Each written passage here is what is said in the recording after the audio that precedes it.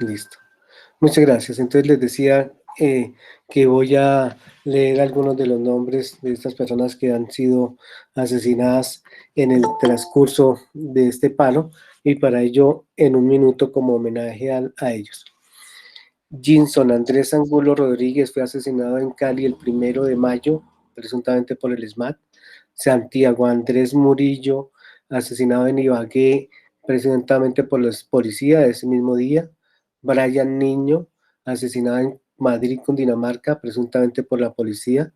Jefferson Alexis Marín Morales, asesinado en Medellín también el 1 de mayo por autores sin identificar, lo mismo que Santiago Moreno en Cali.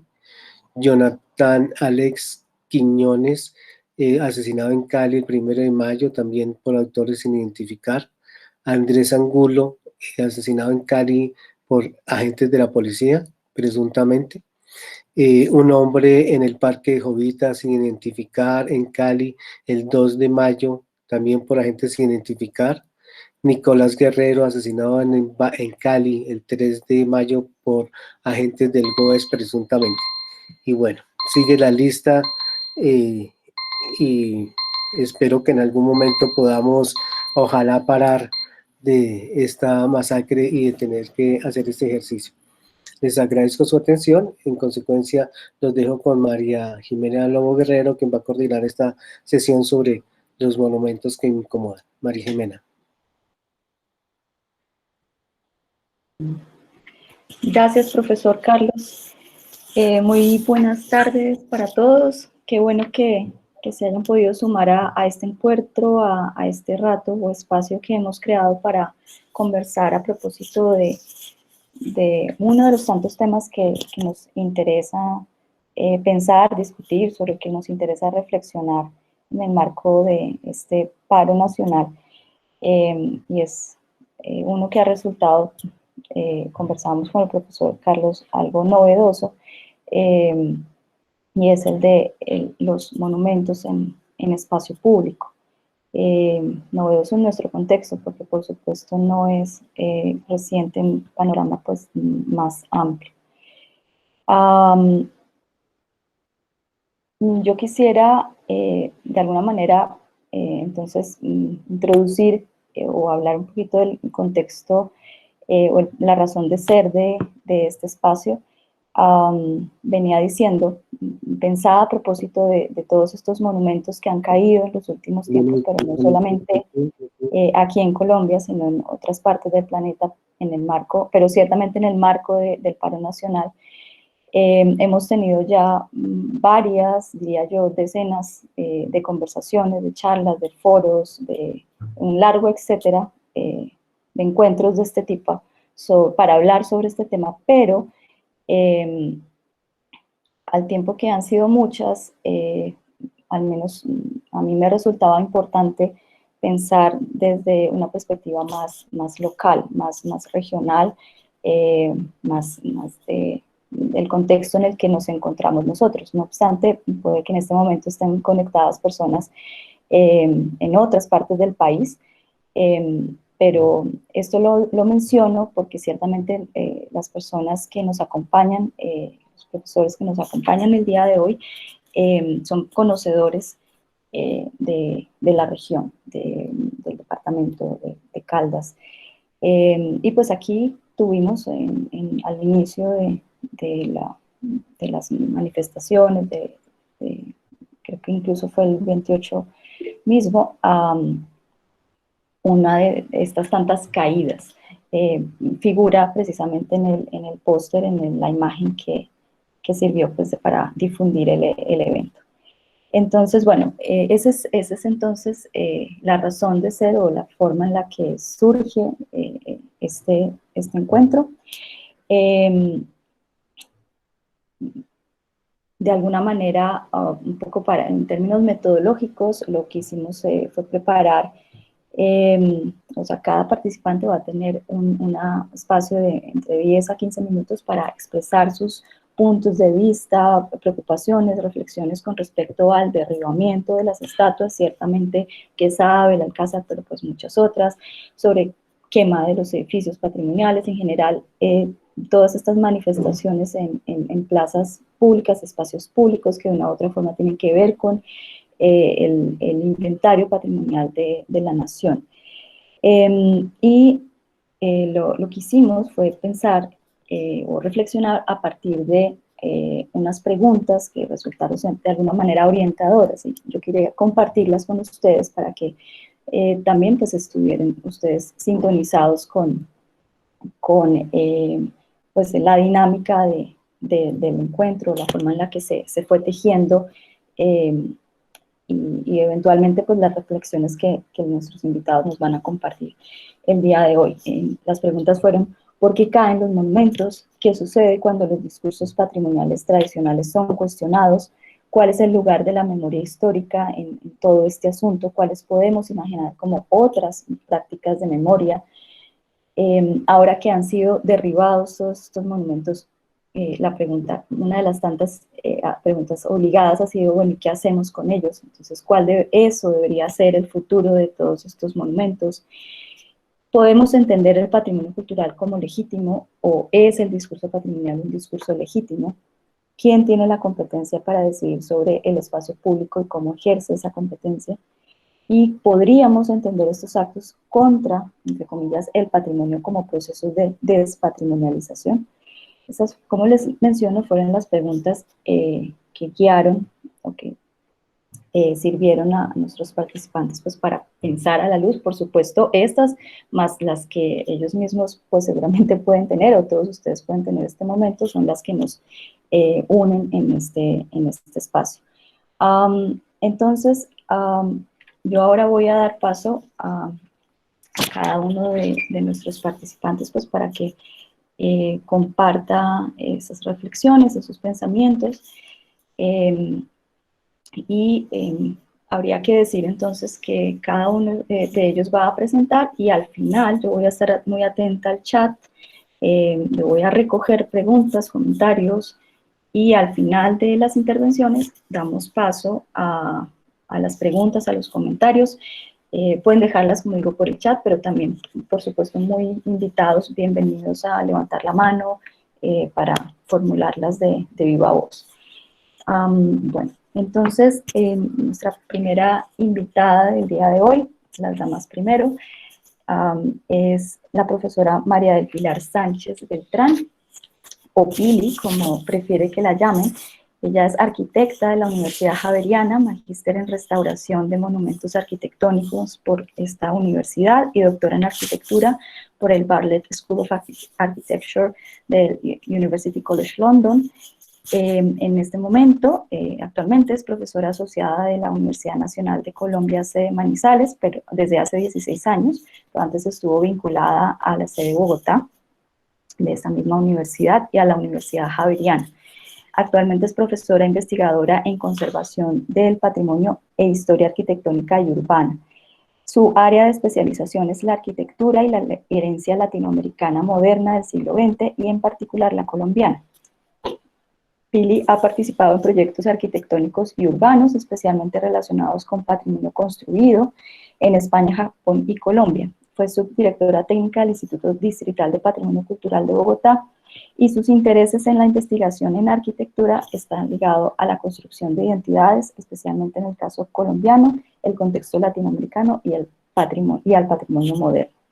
Muchísimas gracias, María del Pilar, por acompañarnos, por aceptar esta invitación y te cedo la palabra. Jimena, muchísimas gracias. Gracias, Carlos, también. Muchísimas gracias a la Universidad pues de Caldas, a la Cátedra Libre que han propuesto en el marco de toda esta crisis que estamos viviendo como país.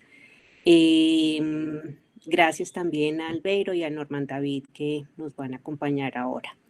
Yo no soy muy hábil con el Meet, entonces ya me contarán cómo me va y cuando no esté funcionando les agradezco que por favor me avisen. Está funcionando, dale, amplía la pantalla, ahí te vemos perfectamente la presentación. Bueno, listos. Bueno, pues yo creo que en una facultad de ciencias humanas es importante hacer la aclaración que yo hablo desde la arquitectura y desde el patrimonio construido, tanto arquitectónico como urbano, y que desde ahí pues puedo hacer algunos aportes a la discusión que hoy se propone. Básicamente lo que a partir de la invitación que se trazó, lo que propongo es que tratemos tres temas ahora. Uno es un poco la reflexión de qué es el patrimonio cultural hoy, pensando en esos monumentos, no solamente como los objetos escultóricos en espacio público, sino digamos que en una dimensión un poco más amplia. Y dos temas que me gustaría traer a la discusión. Uno es la idea de interculturalidad y otro, lo que la UNESCO llama ahora los sitios de conciencia o los sitios de memoria, como unos elementos de reflexión. Entonces, yo diría que hay un tema, incluso en las preguntas que se plantearon, que yo creo que son preguntas que están permanentemente, pues como a la orden del día con lo que está sucediendo, con toda la crisis que está sucediendo y las manifestaciones, las muy diversas manifestaciones que se están dando. Yo creo que está muy latente esta pregunta sobre lo cultural, sobre la identidad y sobre la memoria, y cómo en ella están efectivamente algunos elementos del patrimonio cultural. Y yo aquí quisiera traer una, digamos que una definición un poco más contemporánea, ¿cierto? De cómo se entiende ese patrimonio cultural como una huella que es tanto de la memoria, como una huella de lo que se olvida, es decir, de lo que ya no está. Todos sabemos que, igual que nos lo enseñó la película de Coco, que lo que no se recuerda tiende a desaparecer. Y ese es un llamado fundamental que yo creo que hoy nos convoca aquí. Creo que alrededor del patrimonio cultural hay muchas lecturas desinformadas, probablemente que se originan en la comprensión del patrimonio cultural desde hace, no sé, 70, 50 años tal vez, en donde se entiende que ese patrimonio cultural, por ejemplo, es contrario al desarrollo y que es todo un problema porque entonces nos impide el desarrollo, que es lo antiguo y que entonces todo lo viejo necesariamente es patrimonio y que por lo tanto lo nuevo no puede ser patrimonio, ¿cierto? También otra noción, y es que es lo positivo o lo que se entiende en su momento como lo heroico. Yo creo que estas son lecturas que afortunadamente se han cambiado en el tiempo, pero desafortunadamente no se reflejan en la comunidad. Y yo creo que ahí tenemos una tarea muy ardua por desarrollar justamente en poder tener una mirada más amplia y adecuada de qué es ese patrimonio cultural. Para eso hay tres aspectos fundamentales que por supuesto no voy a ampliar en gran medida, pero simplemente para poderlo señalar, para poder dar paso a otros argumentos. Uno es que el patrimonio combina estos tres elementos, la memoria, la identidad y lo colectivo. Es decir, lo que permanece como tal, lo que nos referencia y lo que nos une como comunidad o como comunidades, porque ciertamente no somos una sola, somos varias. Y esto significa que está en permanente construcción, que está permanentemente transformándose. Por lo tanto, como lo señala Mancini, no hay significados, no hay valores que sean absolutos, ni que sean eternos, ni que sean permanentes, sino que está en permanente transformación. ¿Qué significa eso?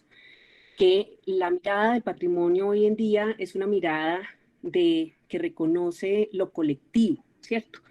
Ya no es esa mirada del experto que señala con un dedo a ver qué es lo que es patrimonio y cómo nos sentimos muy orgullosos de un momento único de la historia, desde una mirada bastante particular, sino que es, digamos que algo que nos convoque. Yo siempre pongo, y aquí vi a varios nombres entre los asistentes conocidos, pongo la silla de mi abuelita como ejemplo, que puede que sea un patrimonio muy importante para la familia, pero para el resto no significa nada. Y pues eso significa que para los demás no es un patrimonio. Es un hecho que está cambiando su significado permanentemente, ¿cierto? Y que en algunos momentos puede que tenga una lectura dependiendo de un ángulo, pero también puede tener una lectura que sea complementaria o que incluso pueda ser contradictoria. No necesariamente es lo mismo y no va a significar lo mismo para diferentes comunidades, y eso es muy importante tenerlo en cuenta también. Ni tiene que ser una única mirada. Digamos que ya creo que afortunadamente hemos superado esa mirada, todavía nos falta mucho por construir, pero esa mirada unidireccional de la historia, esa mirada única de la historia y lineal. ¿Cuándo se constituye ese patrimonio? En el presente. No es un problema del pasado, en realidad es un anclaje de qué es lo que definimos nosotros, que seleccionamos de ese pasado para que pase al futuro. ¿Qué es lo que le vamos a dejar a las generaciones que nos siguen? ¿Qué es ese anclaje que nos va a servir como un elemento de enseñanza fundamentalmente y de cohesión? Y ahí la pregunta es, ¿qué es lo que enseñamos? ¿Borramos una parte de la historia o la miramos de una manera crítica? ¿Para qué es útil ese patrimonio? Yo creo que es otro tema que también vale la pena abordar, y es que es un elemento de referencia colectiva. Es un documento también, un elemento de memoria que nos sirve para contar digamos que esa historia. Y es un dispositivo de activación, ¿cierto? El ver un elemento ahí debería generarnos preguntas sobre qué es lo que significa para diferentes comunidades. Y aquí paso al segundo punto, y es que nosotros constitucionalmente estamos reconocidos como un país pluriétnico y multicultural, pero yo creo que se nos quedó en el discurso. Honestamente, creo que seguimos persistiendo todavía mucho digamos que en la poca práctica que tenemos de ese reconocimiento de esa diversidad. Académicamente también hay una trayectoria que de hecho viene desde los años 50, algunos lo ubican en los años 40, pero que en América Latina se ha desarrollado de una manera muy extensa a través de diferentes discursos de cómo se entran en contacto esos diferentes grupos culturales. Aquí están algunos de ellos mencionados. Yo recogería, digamos que esa apuesta que hace Catherine Walsh, señalando que en realidad nos hemos quedado en una interculturalidad funcional, que está más nominalmente en la política que en la práctica, porque nos quedamos simplemente en la identificación de diferentes actores, pero no hemos pasado a esa interculturalidad crítica que nos implica en realidad entender cuáles son las relaciones, visibilizar cuáles son esas relaciones, visibilizar cuáles son las tensiones también, los elementos de poder, cómo tejemos, ¿cierto? Cómo reconocemos al otro. Creo que ese es un tema que todavía no está, y no está tampoco en las prácticas ni de construcción ni de deconstrucción de ese patrimonio. Y finalmente quisiera traer para la discusión esto que la UNESCO ha llamado como los sitios de memoria y los sitios de conciencia, que es un proceso que todavía está en construcción, así como que muy clara la distinción entre ellos. Honestamente yo no la veo, pero sí me parece un tema muy adecuado para este momento, inclusive para la historia de nuestro país. Arranca desde la declaratoria de Auschwitz como uno de los centros centros de concentración, campos de concentración más importantes y más grandes que se construyeron en el genocidio nazi, y que se lista como patrimonio mundial, igual que está el paisaje cultural cafetero, se lista como patrimonio, como un sitio de referencia y de memoria, justamente cuando empieza a haber todo un momento en donde se niega qué es lo que implica ese genocidio nazi. Un segundo momento que tiene que ver con esa identificación de sitios de memoria es un llamado que hace la UNESCO a rebalancear la representatividad de los elementos que hasta ahora se habían identificado como patrimonio, que se seguían identificando como patrimonio. Digamos que a nivel mundial estaba muy centrado en un discurso de lo europeo, de lo blanco, En el caso latinoamericano fue pionero en la identificación de los centros históricos coloniales, pero justamente lo que hace es un llamado a, oiga, la historia continúa, no se quedó solamente en el siglo XVIII, sino que continuó, ¿cierto? Entonces, debe haber probablemente algunos otros elementos que constituyen esa identidad.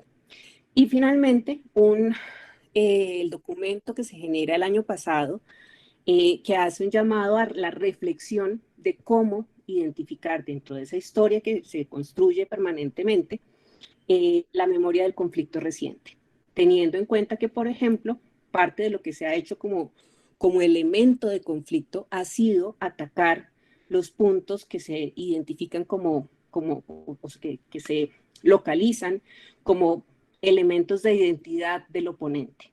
Y ahí, pues digamos que surge esta idea de estos sitios de conciencia y de memoria. Y aquí traigo 3 ejemplos latinoamericanos que me parecen interesantes como elementos de reflexión. La Plaza de Mayo, que si bien es un espacio público ubicadísimo, por supuesto, al frente del Palacio Presidencial en Argentina, digamos que hoy en día tiene una mayor carga simbólica gracias a la práctica de unas señoras, madres de la Plaza de Mayo, que los sábados a las 3:30 de la tarde se reunían para, en una práctica recurrente, reclamar simplemente con su presencia por la información de los desaparecidos. Y hoy en día tiene una mayor carga recordando justamente esas madres. El segundo ejemplo es la Escuela de Mecánica del ESMA de Argentina, que fue un centro de tortura y de desaparición de la dictadura de ese país y que está justamente hoy en día reconvertido, permanece como elemento de referencia, pero haciendo énfasis justamente en qué fue lo que sucedió ahí y en cuáles son las víctimas que tuvieron en ese momento.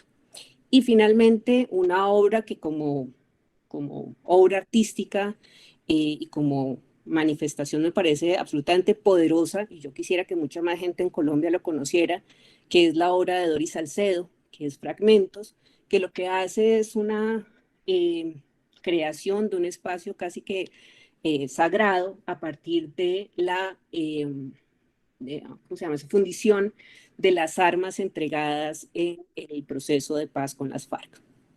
Entonces, con estos elementos, ¿qué quisiera traer a colación? Que en realidad son muy diversos los patrimonios que pueden existir, pueden ser conflictivos, ¿cierto? Esa noción de lo oscuro también, de lo disidente, del trauma que tenemos como sociedad.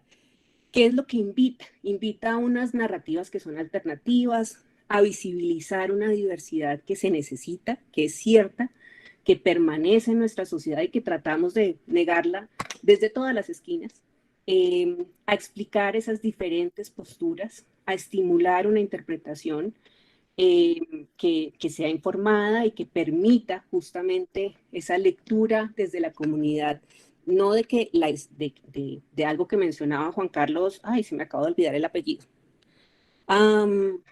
historiador exconcejal de Bogotá. Bueno, se me pasa. Y no se trata de que neguemos que existe la historia, ¿cierto? No se trata de que tratemos de borrar la historia a través de Juan Carlos Flores, gracias.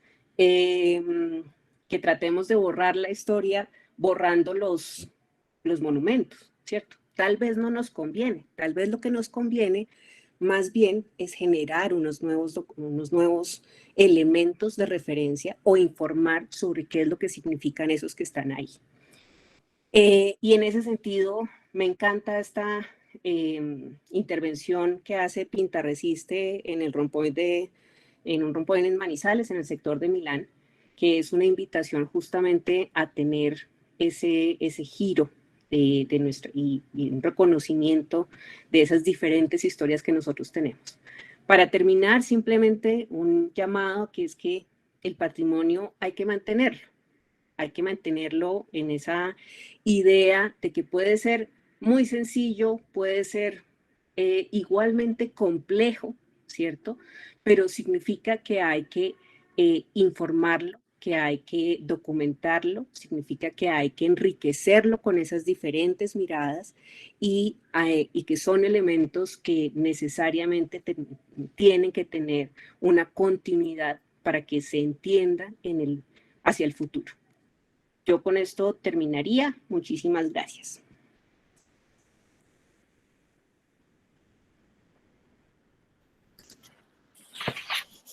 Muchas gracias, Pilar, por tu intervención. Yo quisiera comentar o devolverme un poquito al principio, me parece importante mencionarlo. Lo mencionaste tú, pero lo quiero retomar. La idea también fue precisamente reunir en este encuentro diferentes voces. Me parece muy importante mencionarlo.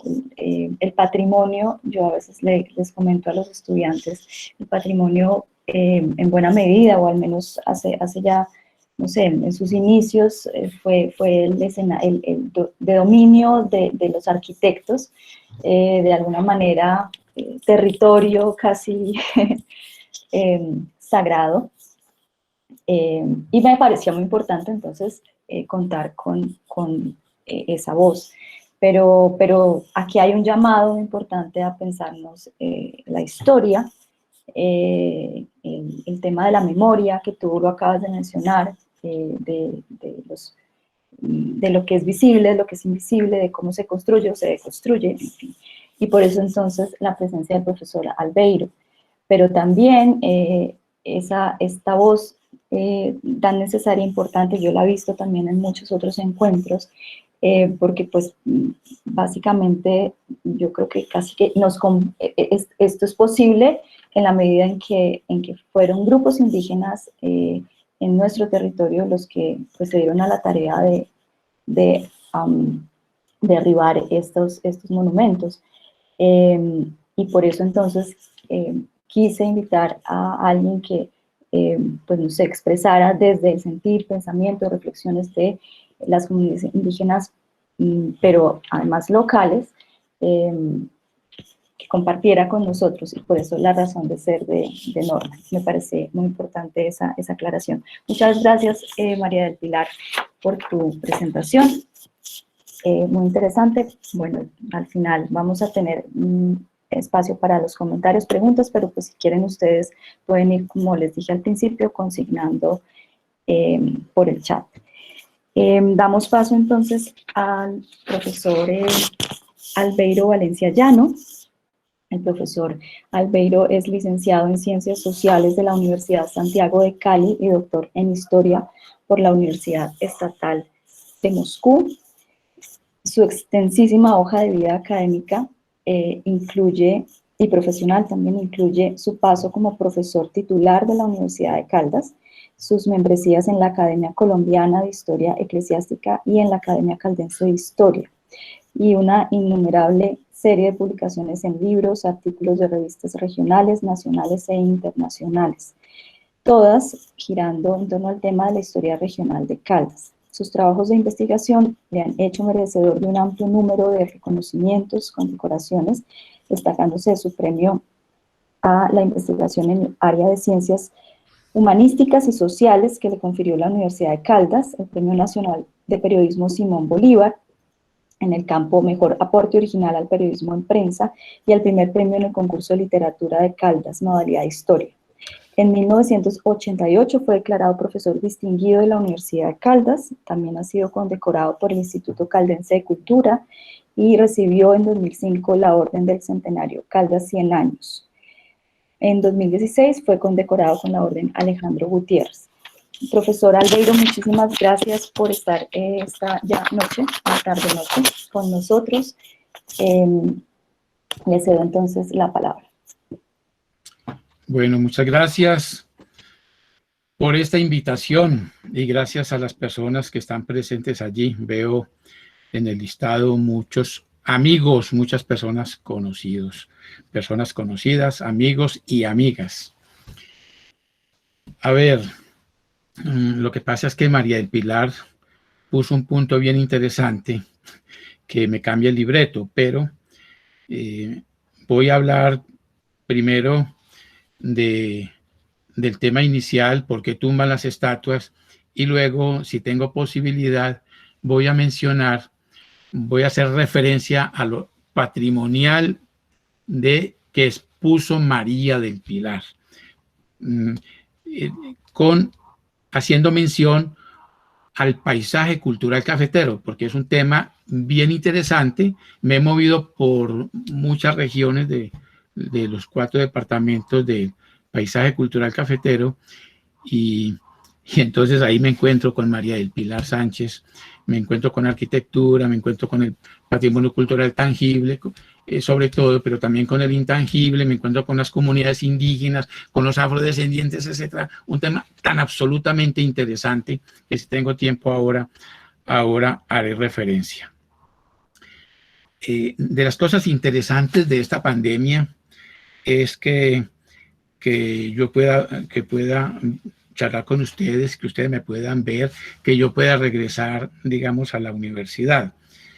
Eso es bien interesante. La otra cuestión de la pandemia es esta crisis que vive el país, esta coyuntura, este vacío de poder que vive el país, esta arremetida tan interesante de la juventud, de los estudiantes, de los indígenas, de tanta gente. Yo nunca había visto eso pues en este país, algo tan interesante. Y el derrocamiento de estatuas, de símbolos, eso conmueve y es lo que hace que uno fije la mirada en el meollo del asunto por dentro, en el vacío de poder de este país. Ahí es donde uno lo ve. El 16 de septiembre del 2019, cuando los indígenas de la etnia Misak se ubicaron ahí en el cerro de Tulcán, donde tenía sus dominios el cacique Pubén, el cacique Popayán. Cuando se ubicaron allí, le hicieron ese juicio histórico a Sebastián de Belalcázar. A mí me hacía recordar la historia de bronce que yo estudié cuando estaba en la escuela, en educación básica primaria, la historia de bronce de Henao y Arrubla. Yo estudiaba en un pueblito, estudié la escuela primaria en un caserío, un pueblito que yo estoy seguro que ninguno de ustedes conoce, que se llama Castilla, un corregimiento de Pácora. Y ahí cerquita de Castilla hay otro corregimiento llamado San Bartolomé. Y en San Bartolomé había una estatua, un busto de Jorge Robledo. Y siempre me hablaban de Jorge Robledo, ese gran conquistador que se enfrentó a los pozos, que eran numerosos, y los aplastó. Y a mí me quedó, yo siempre quedé pensando en lo que me decía el profesor y en lo que me decía el abuelito. El abuelito me decía que en la Loma de Pozo, en Loma Hermosa, en la parte alta de Pácora, yo no sé cuántos de ustedes conocerán Pácora, esta región que estoy dibujando. Yo llego a Pácora y de Pácora me voy a Salamina en carro y llego a la fonda de las Coles, y al llegar a la fonda de las Coles giro a mano derecha. Al frente veo a Salamina y a la derecha veo a San Bartolomé. Y si me muevo 2 kilómetros, veo a Loma Hermosa. Mi abuelo me decía Loma Hermosa. Allí estaban ubicados los pozos, el gran cacique Pimaraque, y allí encontraron un montón de sepulturas indígenas y guaquearon. Entonces mi abuelito, que fue guaquero, destructor de sepulturas indígenas, que fue profanador de sepulturas indígenas, me dijo un día, ¿sabe, mijo? Dicen que cuando uno profana una sepultura indígena va a morir mal. Le da mucho trabajo morirse. Y le da mucho trabajo morirse porque va pasando chum, chum, chum, chum, chum, las imágenes de las obras de arte que destruyó, la cerámica que destruyó, en fin. Eso luego lo leí en las memorias de uno de esos guaqueros destructores de sepulturas indígenas, de Luis Arango Cardona. Y entré en conflicto por qué veneraban a Jorge Robledo, que aplastó a los indígenas, por qué lo veneraban, y por qué de los indígenas nadie se acuerda. Si tengo tiempo ahora regreso a esta parte. Cuando uno mira Popayán y mira el cerro de Tulcán, cómo le hicieron ese juicio a Sebastián de Belalcázar, uno dice, pues, tenían razón los indígenas. Es un juicio histórico.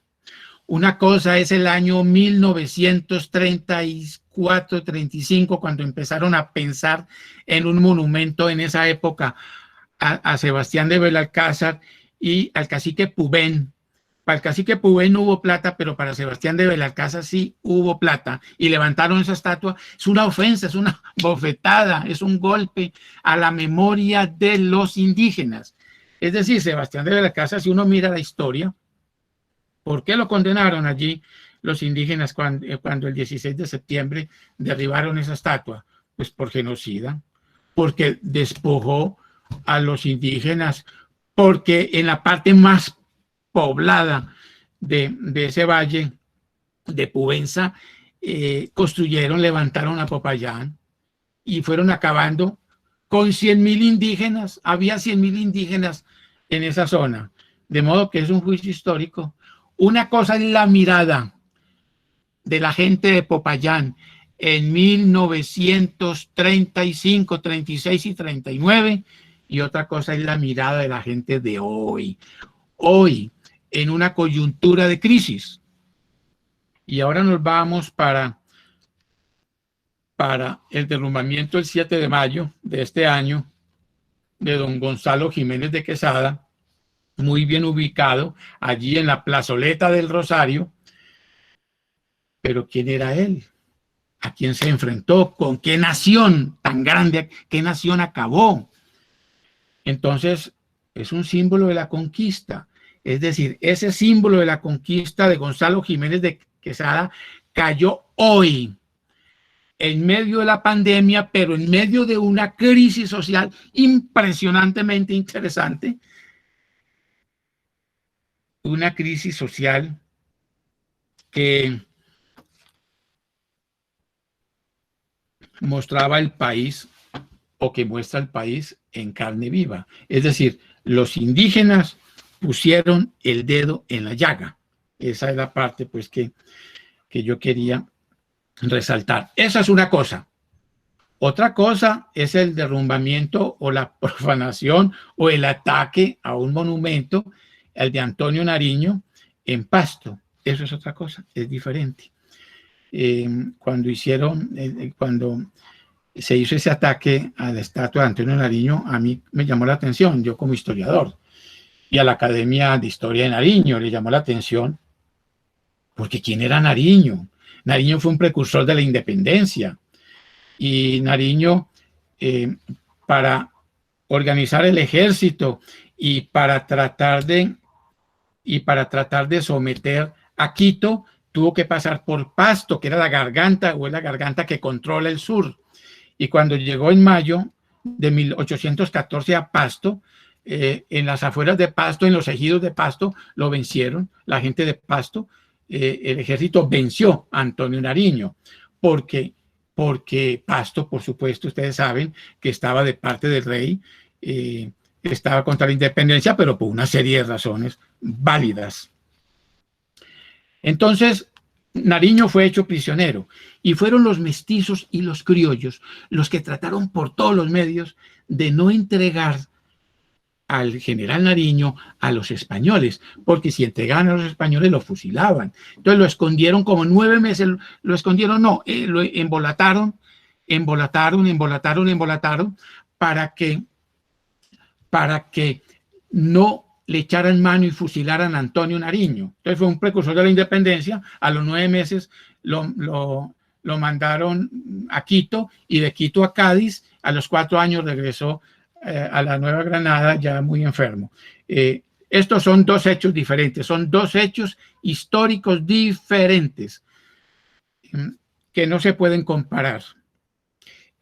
Cuando uno le pregunta a los amigos de Pasto, oíste, pero ¿por qué tumbaron, por qué el ataque a la estatua de Nariño? Y dijeron, hombre, por desconocimiento de la historia, porque recuerde que hace 30 años que la gente no maneja la historia. Entonces, si no conocen la historia, si la gente no conoce la historia, entonces vamos a destruir símbolos, símbolos, símbolos. No, hay que mirar, hay que hacer la diferencia. Entonces, ¿por qué tumban las estatuas? ¿Por qué el derrumbamiento de esos símbolos? Porque es que en este país se levantan monumentos a los conquistadores por montones, la historia de bronce de Henao y Arrubla, pero ¿por qué no nos acordamos de los caciques indígenas? ¿Por qué en Anserma y Pácora se le rinden tributos, honores a Jorge Robledo? Pero ¿y dónde está el cacique Ocusca? Es ese gran cacique de Anserma. El homenaje a Pipintá en Aguadas, pues allí hay una estatua al cacique Pipintá, pero pues no tiene la suficiente fuerza. Los caciques Vía, Pindaná y Chinchiná, Sanguitama, de la gran nación de los Quimbaya. De Pimaraque, que lo mencioné hace un rato, que hace parte de la zona de los Pozos, y Pimaná, pues de los Paucura. ¿Por qué no se convierte, le decía yo a una alcaldesa de Pácora, el cerro, la Loma Hermosa, ese sitio tan hermoso de Loma Hermosa, en un homenaje, se convierte en un símbolo para las culturas indígenas de esa región, un símbolo que además desarrolla el turismo? Pero lo más grave, pienso yo, es la profanación de sepulturas indígenas por los llamados huaqueros. Hay un arquitecto, no me acuerdo si es Niño, que decía que cada antioqueño lleva en su corazón un huaquero. Y llego a un tema, a lo que mencioné hace un ratico. Es que hace 30 años, desde Belisario Betancur, no se enseña historia en este país. Desapareció la historia como materia independiente y se incorporó a las ciencias sociales junto con el civismo y la geografía. ¿Qué hacer con los monumentos vandalizados? Con Belalcázar de Cali vandalizado, con el de Popayán vandalizado, con Gonzalo Jiménez de Quesada. Pues yo pienso que llevarlos a un museo y no repararlos y no dejarlos así vandalizados como está, y dejarlos para que sirvan, para que la gente entienda bien el significado. Hay que levantar monumentos, pero por consenso. Una cosa es levantar monumentos hoy y otra cosa son los monumentos que se levantaron hace 50, 80 y 100 años. Los monumentos en espacio público, pues el espacio público es del pueblo y el pueblo decide qué símbolos va a instaurar allí, símbolos que sean como un legado del pasado, que ayuden como a entender el presente, en fin.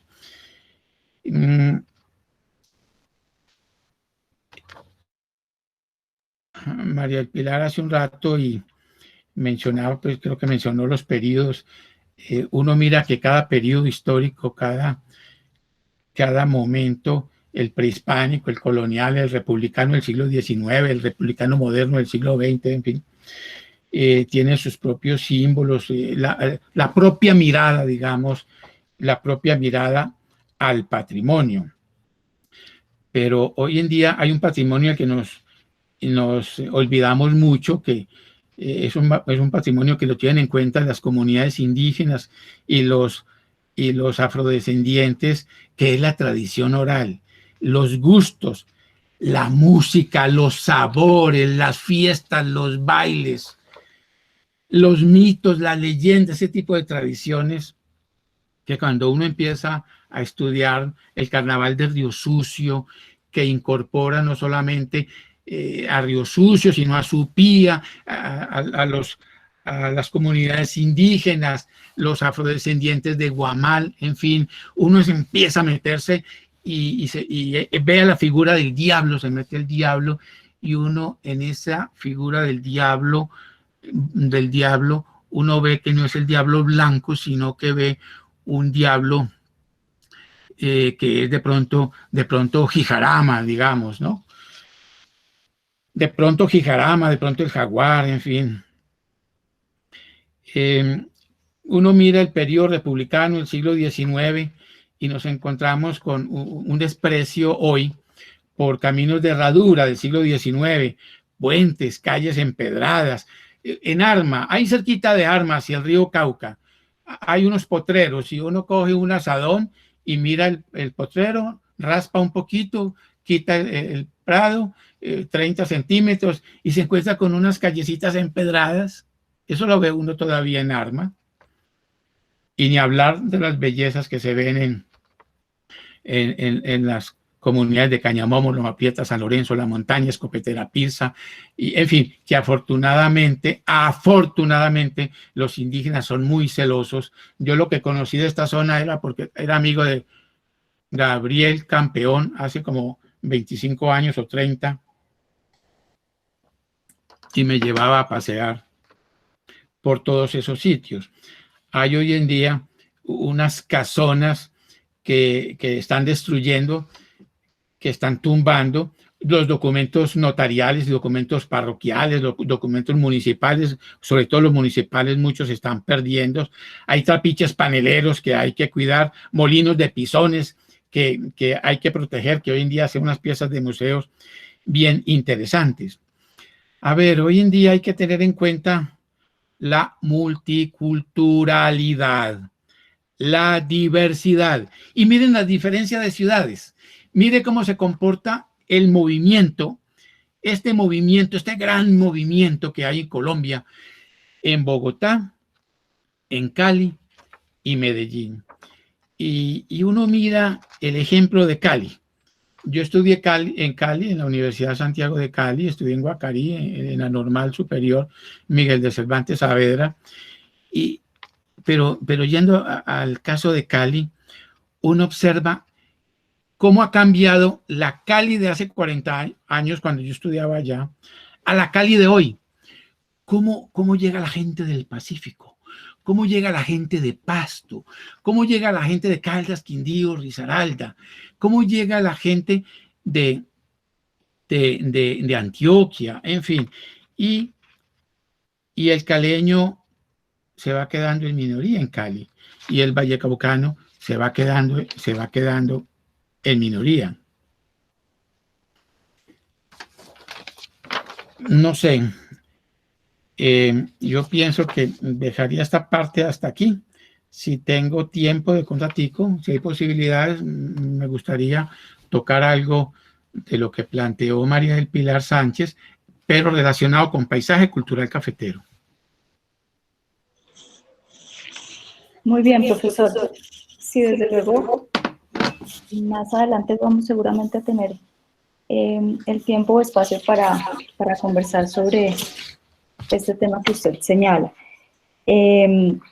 Aquí yo voy anotando, voy a leer un comentario que me parece importante, bueno, porque es a propósito de lo que usted estaba diciendo. Entonces, Orlando Albarán comenta que en el cumpleaños de Anserma, hace algunos años, los indígenas de los territorios de Anserma y pueblos cercanos no permitieron que la alcaldía de Anserma colocaran en el parque principal una estatua dedicada a su fundador, el mariscal Jorge Robledo.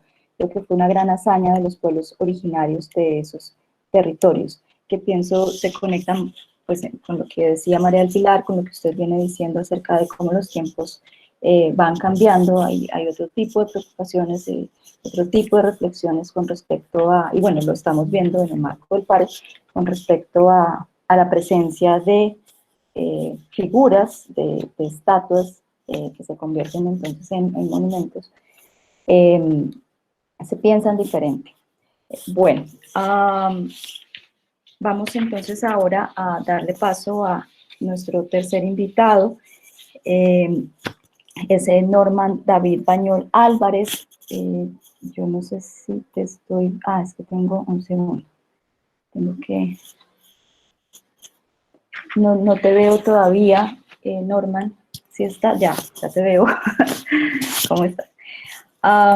Norman es hijo de Gustavo Antonio y María Dori, tercer hijo de 5, culminó sus estudios de bachillerato en el Colegio Oficial Mixto de San Lorenzo, hizo su pregrado avalado por el Resguardo Indígena de San Lorenzo en la Universidad de Antioquia, en enfermería, y su posgrado en la Universidad CES en Medellín, en gerencia de la seguridad social. Se ha desempeñado como representante estudiantil durante su pregrado, como profesional de vigilancia en salud pública en el municipio de Río Sucio, gerente regional noroccidente de la EPS indígena Mayamás. Posteriormente asumió 2 años como fiscal del RIS. Me perdonarás, pero no sé qué significa la sigla y olvidé preguntarte, para asumir la coordinación regional de la IPS indígena Minga. Asumió como gobernador durante 4 años y fue nombrado como secretario de Desarrollo Social de la alcaldía de Río Sucio y fue elegido por unanimidad como consejero mayor del CRIDEC. Entonces, Norman, bienvenido nuevamente. Muchísimas gracias por estar aquí con nosotros y en este momento tú tienes la palabra. Gracias, profe Jimena. Un saludo muy especial para usted, para los profes María del Pilar y Albeiro. Un honor compartir estas reflexiones con ustedes. Un saludo muy especial a todos los que están en sala, igualmente a todos los que nos siguen a través de la plataforma de Facebook, de las redes sociales, compartiendo estas reflexiones en torno a este tema tan importante y tan relevante en la situación actual del país. En primer lugar, queremos, como pueblo en Verachamí, darle gracias a la Madre Tierra, al Padre Universal, por permitirnos estar compartiendo y por estar descontando otro día de nuestras vidas, disfrutándolo a plenitud, pero también aportando en esa transformación que requiere el país.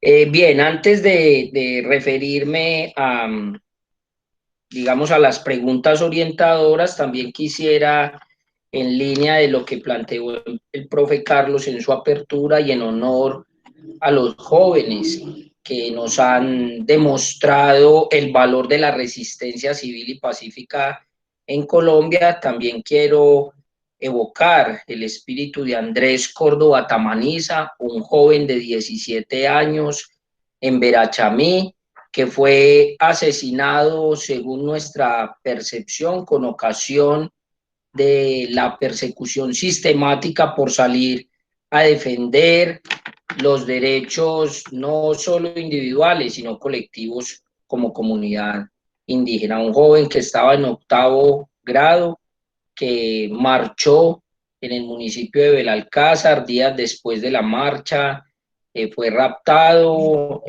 desaparecido, y cerrando el mes de mayo fue encontrado desmembrado y pues en unas condiciones muy deplorables que nos tiene muy consternados a todos como pueblo en Verachamí. Bien, lo otro que es importante precisar es que la iniciativa fundamentada del derribamiento de algunas estatuas en Colombia ha sido liderado por el movimiento indígena del suroccidente colombiano, que se denomina AISO, y principalmente por el pueblo indígena Misak. Hago esas claridades y esas precisiones porque yo no pertenezco al pueblo indígena Misak. Vamos a plantear unas reflexiones en nuestra condición de integrantes del pueblo en Verachamí de Caldas, y en todo caso estas reflexiones y opiniones no implican el sentir del pueblo Misak y las razones por las cuales fundamentan ese actuar y esa protesta que consideramos y respaldamos como una protesta pacífica y que quiere enviar un mensaje bastante profundo al país. Para nosotros es muy importante partir, como ya lo dijo la profesora María del Pilar y el profesor Albeiro, de la noción de patrimonio. Y para nosotros los pueblos indígenas la noción de patrimonio está unida a todo el ejercicio de la historia, pero nos preocupa hace mucho tiempo desde qué lado se cuenta la historia, cuál es la historia que se cuenta y esa historia cómo se quiere significar en las nuevas generaciones. Por eso compartimos algunos de los elementos planteados por la profesora María del Pilar en torno a que el concepto de patrimonio busca una transformación permanente y desde nuestra cosmovisión es tener los elementos desde las distintas visiones históricas en el presente como un eje articulador entre lo que fue nuestro pasado y lo que puede llegar a ser nuestro futuro. Y en ese sentido nosotros consideramos que los monumentos caen por una expresión de inconformismo ciudadano, justamente con esa historia que nos han contado y esa historia que queda subyacente a lo que nos enseñan o nos enseñaron en las escuelas y en las instituciones de educación. Es importante para nosotros entender que cuando estos discursos sobre el patrimonio son cuestionados, muchas veces no cae bien en la sociedad. Muchas veces no cae bien en algunos sectores que no han conocido la otra parte de las historias. Y ahí coincidimos con el profe Albeiro en torno a que deberíamos significar mucho más, ni siquiera a los caciques, profe Albeiro, sino a las gentes que lograron resistir ese avasallamiento de esa colonización y de esa violencia que no ha parado y que cada vez se recrudece más en el mundo y específicamente en Colombia con lo que estamos viviendo. Para nosotros es muy importante la memoria histórica basada en la tradición oral. Y parte de las expresiones otras, había una pregunta que nos orientaba a cuáles pudieran ser otras formas de proteger ese patrimonio o prácticas de memoria. Para nosotros la ritualidad es muy importante.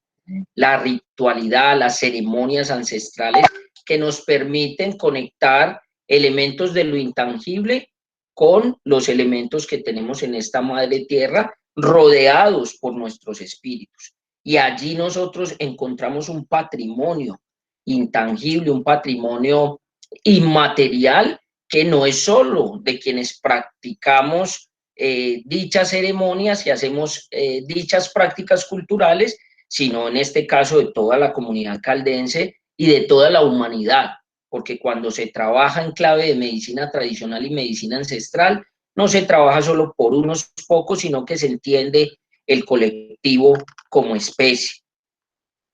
Había una pregunta en la línea de que una vez derribados, porque estaba entre comillas vandalizados, yo creo que la discusión sobre vandalización o no tendría que dejarse para otra cátedra libre y con otros invitados que nutran un poco más la discusión. Es una vez derribados, ¿qué hacemos con ellos? Coincidimos con el profesor.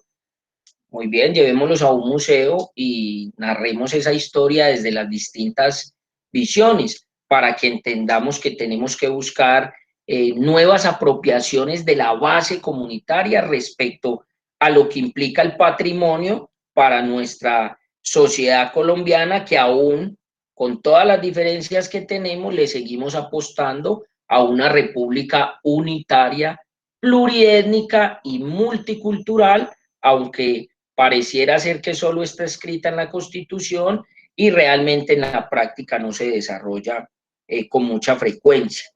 Frente al asunto del espacio público, ¿quién tiene la competencia para decidir sobre el espacio público y cómo se ejerce esta competencia? Indudablemente, cuando el pueblo está empoderado, cuando los sectores sociales, populares, gremiales, sindicales, entre otros, le apostamos al mismo fin, hay un empoderamiento sobre los espacios públicos y esos espacios públicos, cómo se aprovechan para los ejercicios de manifestación pacífica. Y finalmente, una pregunta en relación como si estos actos pueden entenderse como asuntos de despatrimonialización. Creemos que cuando tienen fundamento como lo que vienen haciendo los compas MISAC, sí se está mandando un mensaje muy importante y se está posibilitando que esa historia que está enterrada y que no ha emergido pueda emerger para también hacer honor a nuestros ancestros que posibilitaron nuestra presencia en este mundo terrenal. Yo quisiera dejar ahí para posibilitar la interacción con los asistentes en sala y también con los que nos están siguiendo a través de redes sociales. Muchas gracias. Gracias, Norman, por tus reflexiones, tu intervención. Bueno, yo he venido haciendo algunas anotaciones, pero antes de pues, mencionar o hablar un poquito respecto a las intervenciones de los invitados, voy a hacer la pregunta que está por el chat, pero igual ustedes, como dice Norman, la idea es que ahora podamos interactuar, entonces si quieren levantar la mano, yo voy tomando notas sobre el orden.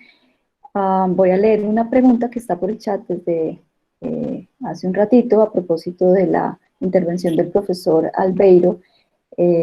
Expresamente David Jiménez González nos dice preguntas para el doctor Albeiro Valencia Llano. ¿Cómo historizar los tiempos recientes y el presente? ¿Cómo contribuyen los historiadores caldenses en general y la Universidad de Caldas en especial a historizar lo sucedido en Manizales durante las décadas de 1950 y 2020? ¿Qué sesgos políticos, religiosos, culturales se han encontrado durante ese ejercicio historiográfico?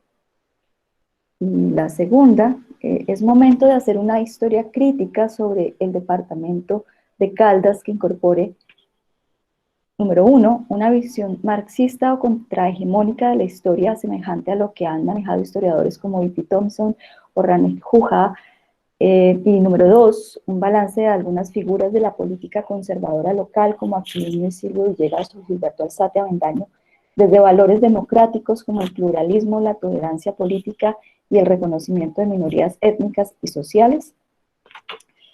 Profesor Albeiro, no obstante, invitados o si alguien más quiere sumarse a estas preguntas, pero profesor Albeiro. Bueno, hay un periodo muy complicado en la historia, sobre todo de Manizales, el periodo de 1950 al 2020, ¿cierto?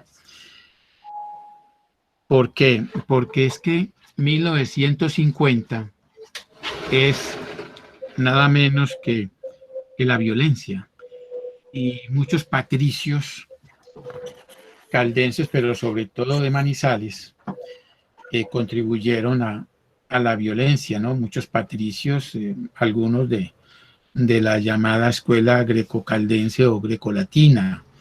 Digamos que discursos como los de Silvio Villegas en Manizales contribuyeron a la violencia política. Fernando Londoño también contribuyó. En cierta forma, Aquilino Villegas.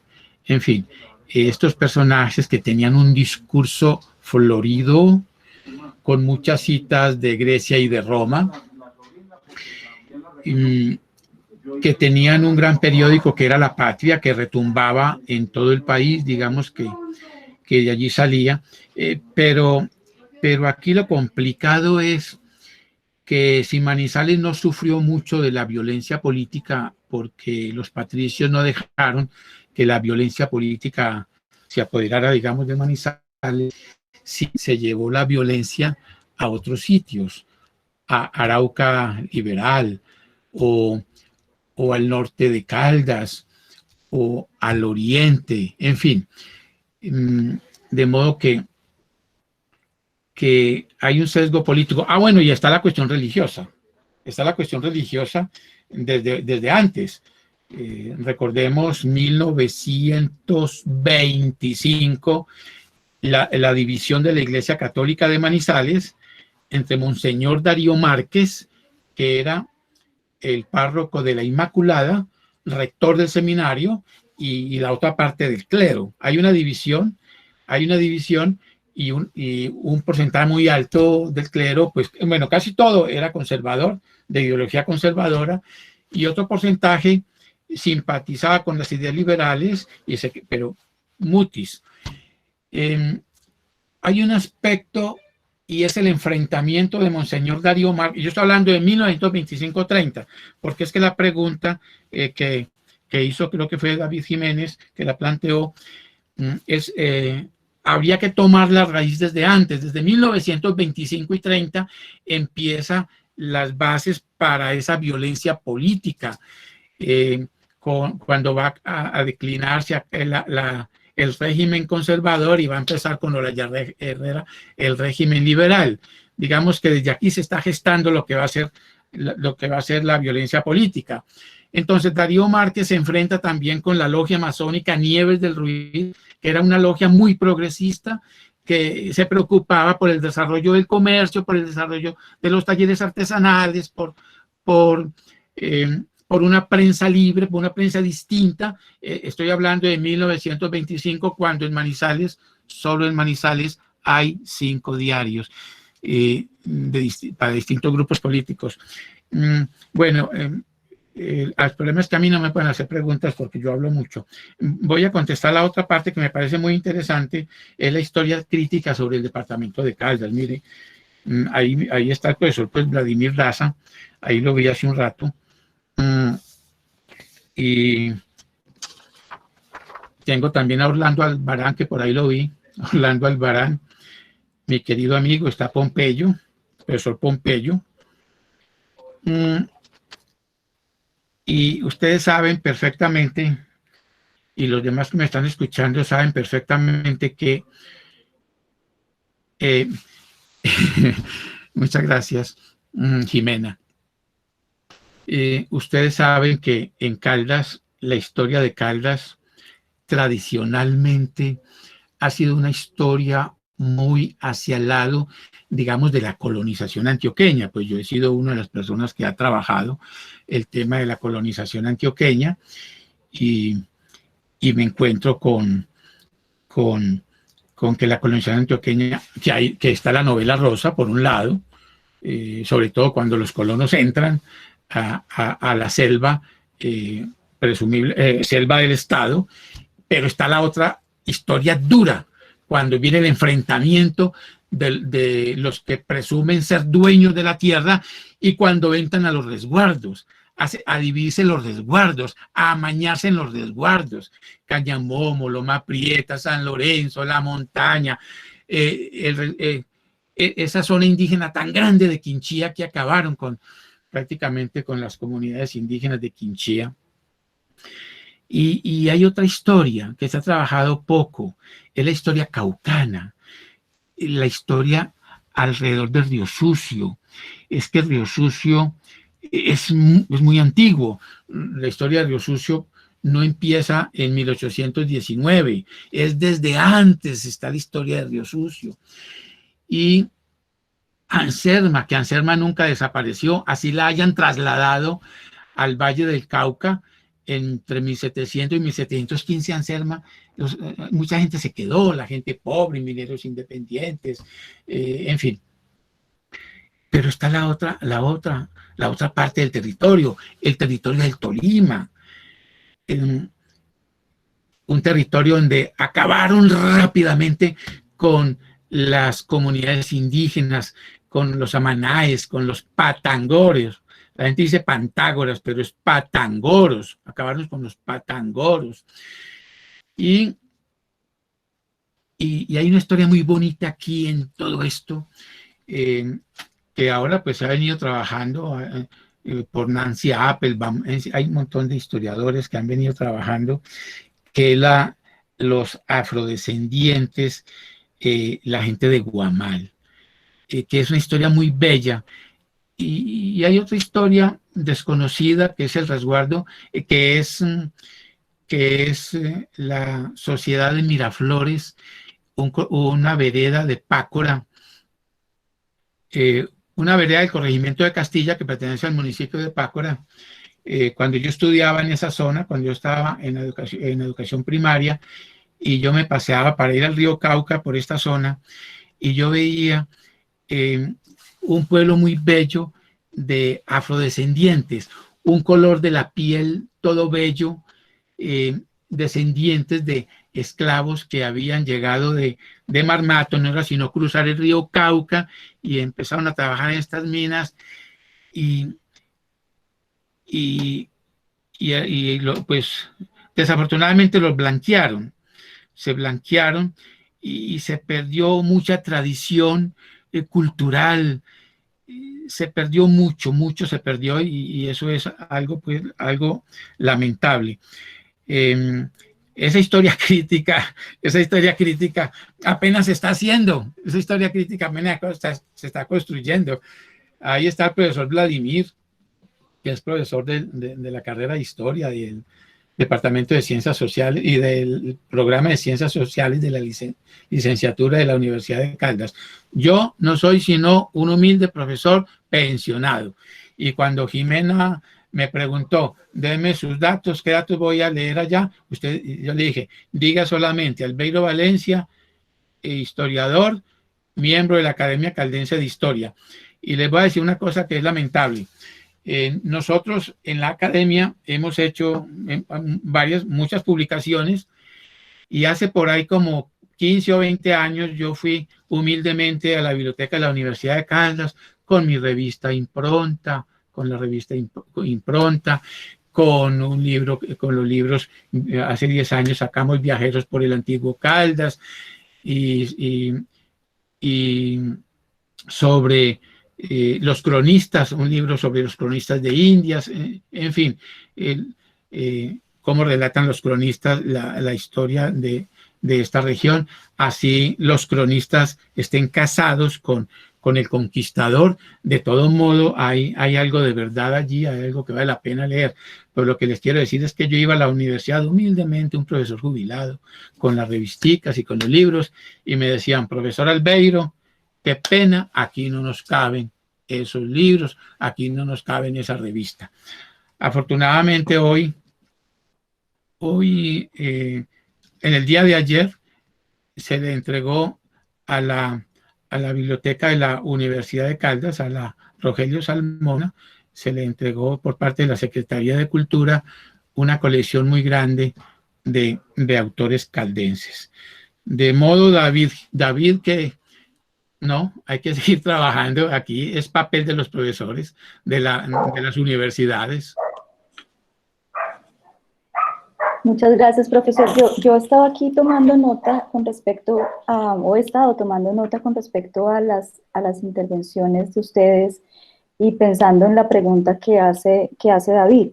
Quizás de pronto ese pensarse en una historia crítica a la luz de, como él menciona, pluralismo, tolerancia política y reconocimiento de minorías étnicas, tiene mucho que ver con lo que nos decía Norman a propósito de resignificar otras voces, otras gentes. Él habló de gentes, ¿cierto? De otra manera, como lo señalaba él, en términos de como ejemplo ponía la ritualidad, que a su vez tiene que ver con lo que decía Pilar sobre generar nuevos elementos de referencia al final de su intervención, que pues en últimas es un poco bueno, uno de los tantos sentidos o propósitos de este encuentro, de esta conversación, porque creo que nos invita a repensarnos, a hacer ejercicios críticos de reflexión a propósito de estas historias en el marco de cosas como las que están pasando, el derribamiento de las estatuas, el cómo se construye, deconstruye, pero solo que sí, como usted lo señala, profesor, hasta ahora estamos en ello y queda pues como mucho camino por recorrer. No sé si del público, de quienes nos acompañan ahora, alguien quisiera levantar la mano, hacer una pregunta, hacer algún comentario. Carlos, profesor, adelante. Jimena, muchas gracias. Yo quisiera hacer como entre preguntas y comentarios a los tres invitados que que tenemos hoy, agradeciéndole su intervención. Mira, es que hay varias cosas que me llaman la atención. Digamos que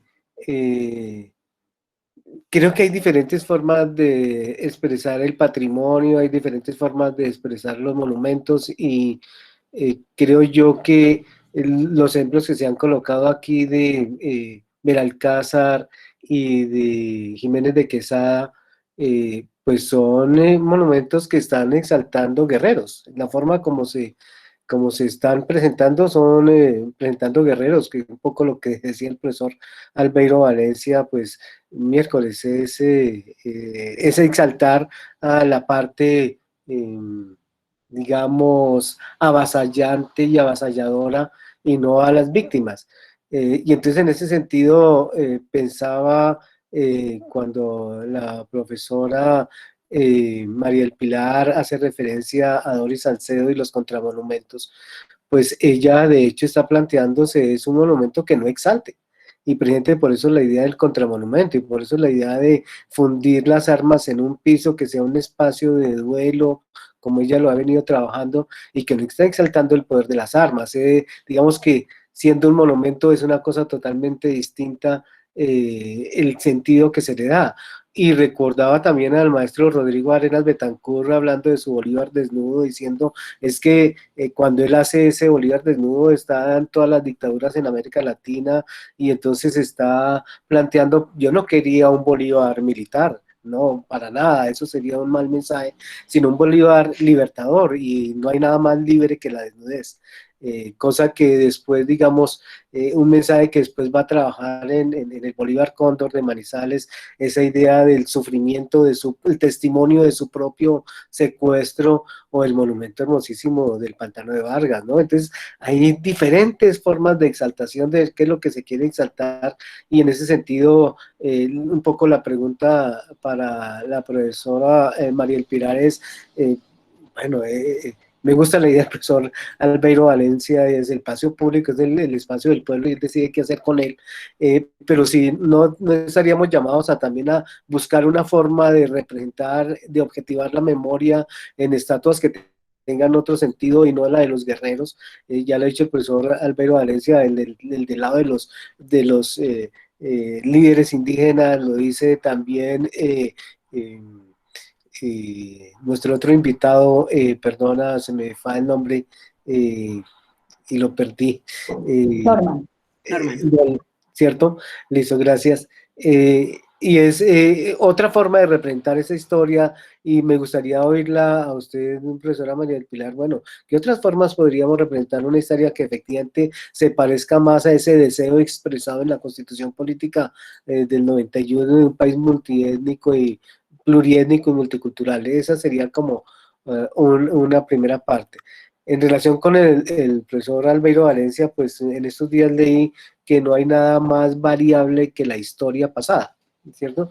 Que los relatos que se hacen sobre la historia pasada siempre están variando, que de pronto esa idea que tenemos que la historia como algo fijo y estable no es así, sino que estamos, y lo que nos estamos hablando, por ejemplo, en este momento es que estamos reescribiendo la historia. Yo aquí veo en este paro un movimiento telórico de una profundidad enorme y es ajustar cuentas precisamente con el pasado y con el pasado colonial que todavía no hemos ajustado cuentas en el terreno cultural.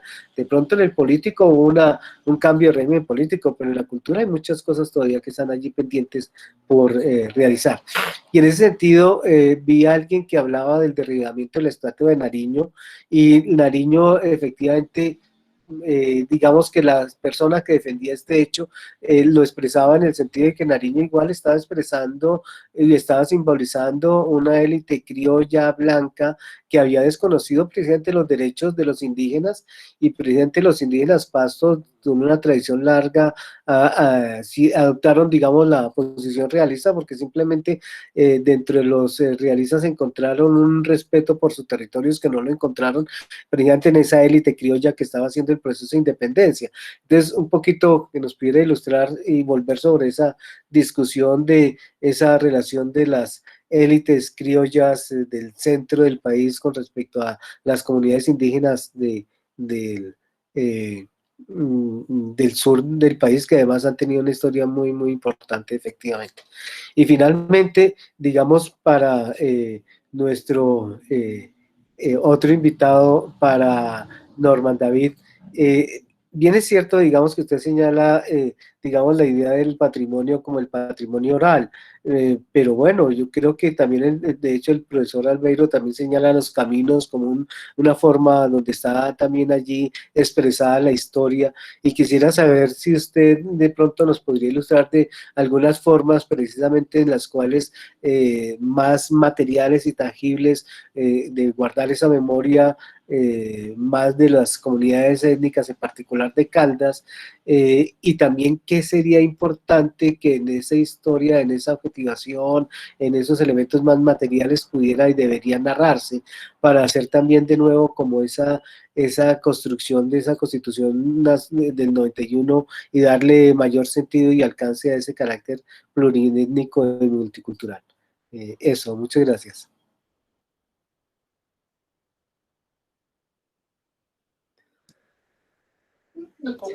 Procedemos. María del Pilar, adelante. Vale. Pues miren, yo creo que muchísimas gracias por las presentaciones, porque yo creo que nos dan elementos justamente pues de conexión y discusión también. Yo creo que en general el llamado del momento en el que estamos es un llamado de resistencia, ¿cierto? Y de afortunadamente un llamado de inconformismo a cambiar, a hacer un llamado a cambios profundos que necesitamos como sociedad, como colectivo. Y yo creo que ahí la pregunta es qué tanto queremos que el mensaje trascienda. Y para eso sí creo que es útil justamente hacer una revisión de la historia. No solamente de la historia reciente, de la historia que se ha construido también, de la narración histórica que se ha construido, que ha sido, en palabras de una amiga común, blanca, masculina y de élite. Mónica Terrín hace esa afirmación que yo creo que en realidad resume buena parte de nuestra historia, de lo que exaltamos. Yo además, perdón por la gata, yo además señalaría que no solamente exaltamos, que curiosamente tendemos a exaltar una única versión, ¿cierto? Como si la historia nuestra fuera solamente eso, fuera la historia de los héroes, de lo que se ha identificado como héroes, de los que triunfaron. No solamente es una historia de guerra, porque lo que se exalta en buena medida es esa guerra, sino que son algunos elementos, ella también quiere participar, sino que son algunos otros elementos en donde no mostramos esa diversidad. ¿Qué es? Yo creo que las intervenciones, el empoderamiento que hay en el espacio público con intervenciones de diferentes órdenes artísticos, de prácticas, yo creo que ahí la ritualidad que manifestaba Norman, pues es fundamental, ¿cierto? Es un poco el ejercicio que hicieron las madres en la Plaza de Mayo, que mencionaba, y es como reiterar prácticas que terminan constituyéndose en un referente. Y esas prácticas pueden tener muy diferentes alcances. Lo que importa también es cómo se registran, cómo se generan unos registros que puedan cohesionar, que puedan entenderse y explicarse, no solamente para las comunidades que los realizan, para los colectivos que los realizan, sino que también se puedan comunicar en ese mensaje que se quiere dar a conocer, que se puedan, digamos que, explicar. Creo que nos hace falta un ejercicio de tolerancia, por supuesto, ¿cierto? Un ejercicio de reconocimiento del otro que es importantísimo y que pues hay que construir porque no está en nuestra práctica, pero sin duda alguna yo creo que las intervenciones que se han hecho, por ejemplo, no sé, muchas de las intervenciones artísticas, del reconocimiento de nuevas obras, no solamente de esas pequeñas, digamos que de algunos patrimonios, yo no mencioné ni siquiera el patrimonio, la diferencia entre patrimonio físico material e inmaterial, simplemente lo traté de una manera general, una manera integral, pero es cierto, tienden a, digamos que a simplemente a hacerse referencia a la iglesia, a algunas edificaciones principales, pero se olvidan de los caminos, se olvidan de lo que significa la práctica constructiva, de amasar, de amarrar, se olvidan de cómo se produce, de dónde se produce, se olvida incluso de algo que para mí pues es mi ejercicio, ¿cierto? De ese patrimonio construido en los últimos 50 años, hablando de la historia construida en los últimos 50 años, que normalmente no lo reconocemos como si fuera un elemento propio. Entonces, yo sí creo que es importante esa construcción contemporánea de la historia, que es muy necesaria, que ahí hay una labor importantísima para que sea una historia crítica, que sea una historia tal como lo menciona pues alguno de los asistentes, plural, que sea una historia que permita una múltiple interpretación o que incorpore múltiples discursos, esas múltiples narrativas. Y asimismo debe reflejarse en los elementos que constituyan la referencia de los muy diferentes pueblos que somos y que en últimas constituimos una unidad.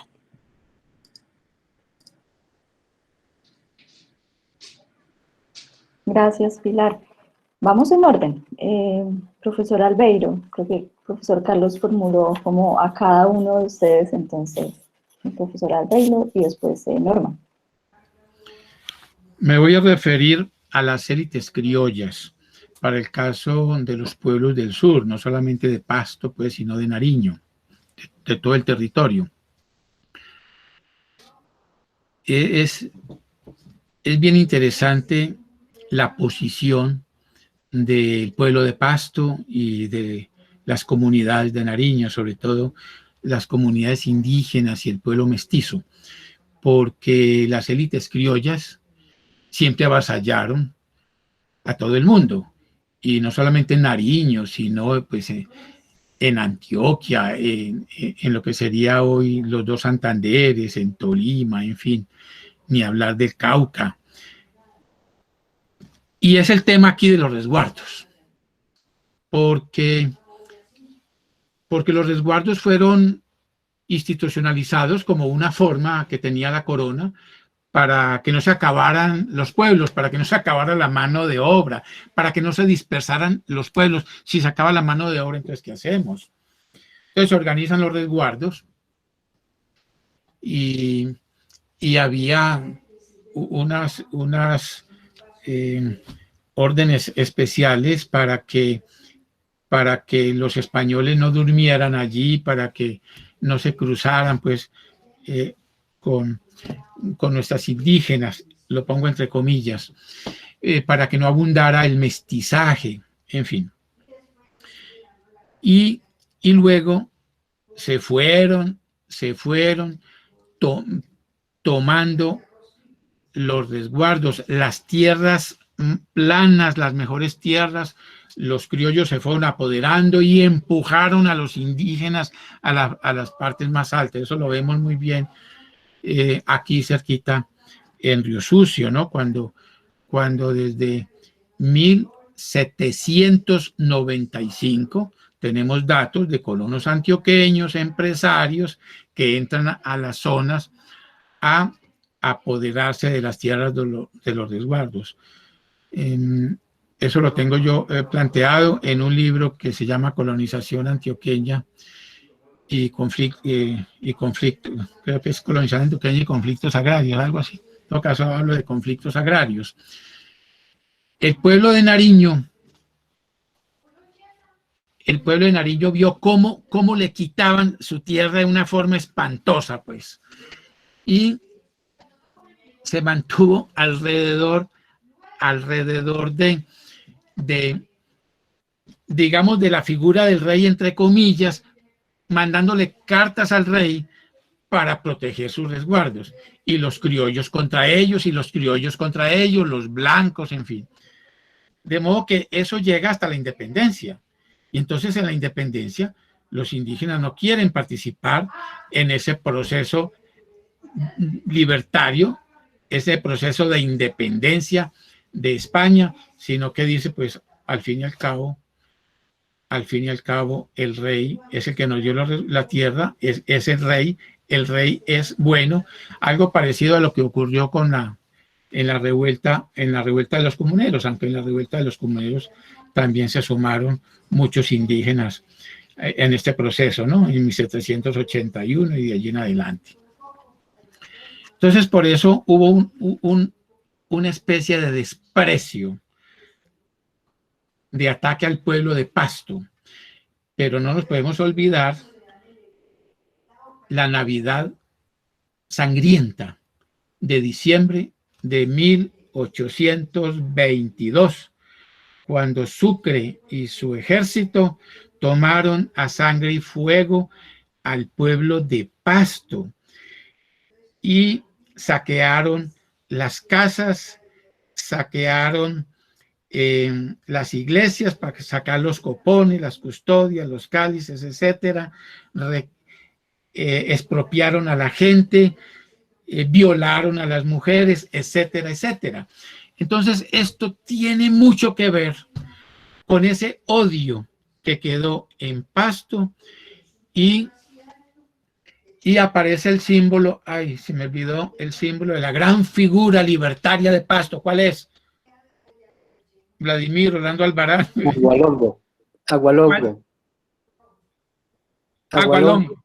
La gran figura de Agualongo. Aparece Agualongo, la gran figura, el verdadero libertador, el verdadero símbolo de Pasto. Pues por supuesto, se me preguntan que quién tiene más fuerza como símbolo, si Agualongo aquí o Nariño aquí, pues Agualongo. Por supuesto que es Agualongo, el verdadero símbolo. Digamos, y de ahí en adelante, vino un cierto, entre comillas, desprecio, no solamente por el pueblo pastuso, sino por los nariñenses, que uno lo veía hace 40 años, cuando llegaban a trabajar a cortar caña de azúcar o a coger algodón en el Valle del Cauca. Ahora, las élites criollas, por supuesto, en todo el país, y arremetieron contra los resguardos indígenas. Desde la época del general Santander, empezó la descomposición de los resguardos indígenas, y miremos aquí en Caldas cómo se van repartiendo los resguardos indígenas de la zona. Hablo de San Lorenzo, La Montaña, Cañamomo, Loma Prieta, etcétera, cómo se van repartiendo el territorio, una parte para los dueños de minas, para sacar maderas para las minas, otra parte para pagarle al agrimensor, otra parte para el alcalde y otra parte que le iban comprando. Y a los indígenas los fueron estrechando ahí simplemente como a grandes rasgos.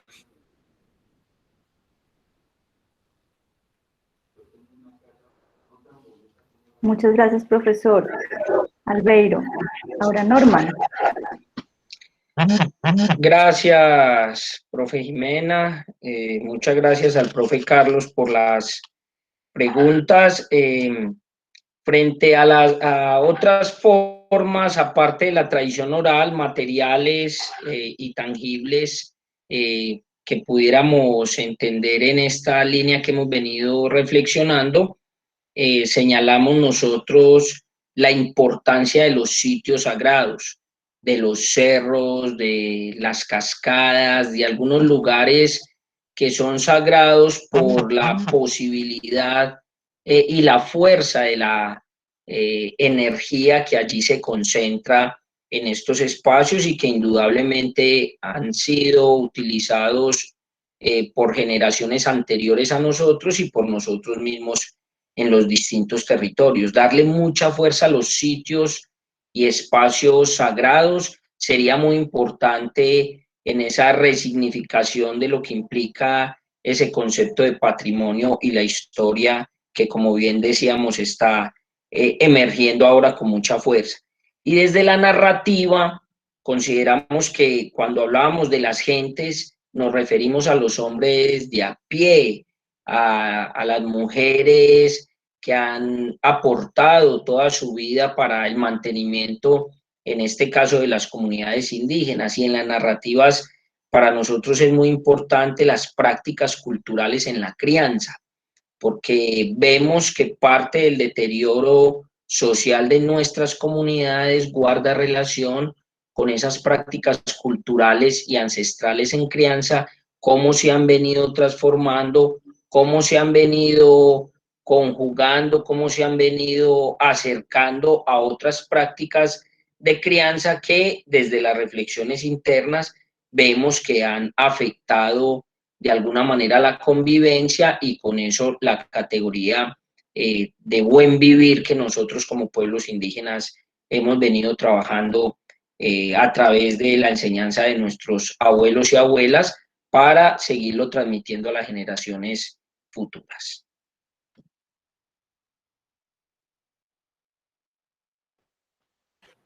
Gracias, Norman. Bueno, hay un comentario por el chat. Orlando Albarán decía que en Neiva hay un conmovedor, un monumento, y es el de la Gaitana, esa cacica que vivió el dolor de la muerte de su hijo, sus seguidores en manos de un conquistador, y cómo ella se venga sin misericordia de ese capitán y sus huestes. Bueno, quería leerlo, no dejarlo en el tintero. Yo no veo más preguntas en el chat. No sé si alguien más quiera levantar la mano, hacer una pregunta de viva voz. Tampoco veo manos levantadas.